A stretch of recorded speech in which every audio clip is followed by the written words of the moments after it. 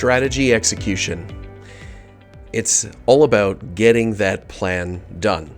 Now, you may have built a very inspiring plan, something that you're very into, but this is where risk comes in. Robert Kaplan says that 90% of organizations fail to successfully execute on the strategic plans that they design. So why does that happen? Well, if you look at this image, there's an execution cliff.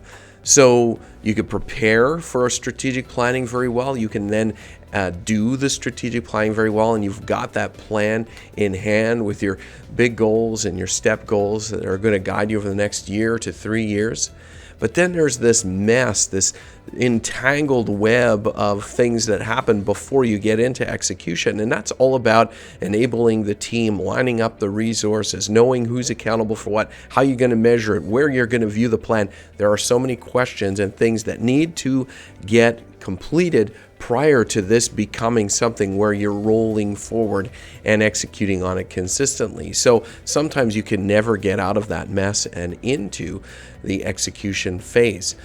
Then there are 3 main risks to strategy execution that you could face once you get into the execution phase. I want to talk about each of them very quickly. Number 1 is the plan reigns supreme. So this one I'll say is low risk of the 3 that I'm going to talk about. That's where you're so staunch about the plan that you designed that you are not going to change anything. And there may be really great opportunities that arise within, say, a year of you completing that plan, that it is prudent for you to consider, is this better than the opportunity that we had theorized when we created our strategy in the first place? It might also be a disruption that you can't ignore, whether that's something that's impacting supply chains globally or something from a regulatory landscape that has a milestone marker on it that you just have to work with.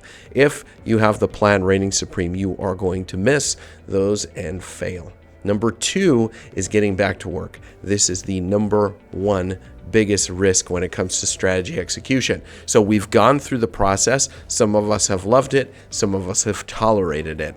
So some are just waiting to get back to work, if you will, while others might get dragged back into work despite their intentions to make it different this time and actually execute on that strategy. So it's the whirlwind of the daily activity that pulls your brain back down into the tactical and into the weeds. And number 3 are the surprise attacks of those emergent things. So if we don't have a rhythm of discussing our strategic plan from a dynamic perspective, then we won't understand the things that come up. And it's like the examples I gave before, a change in the regulatory environment or a really awesome opportunity that really deserves our thought that we had not theorized when we created our deliberate strategic plan.